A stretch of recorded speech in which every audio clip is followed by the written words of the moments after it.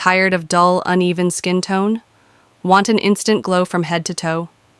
Today, we bring you a 100% natural full body brightening pack that gives you soft, fair, and glowing skin instantly.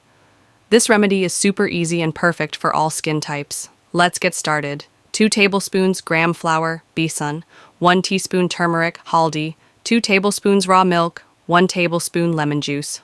Optional if sensitive skin, skip. 1 tablespoon rose water, 1 tablespoon honey, a few drops of coconut or almond oil for moisture. All of these ingredients are skin-friendly and help brighten, hydrate, and soften your skin naturally. In a clean bowl, add all your ingredients.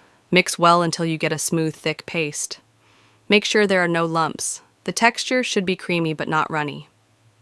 Apply the pack generously all over your body, arms, legs, neck, feet, anywhere you want glowing skin. Let it sit for 15 to 20 minutes or until it starts to dry.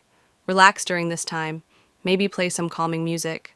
Once it's dry, wash it off with lukewarm water using gentle circular motions. You'll instantly feel your skin smoother, softer, and visibly brighter.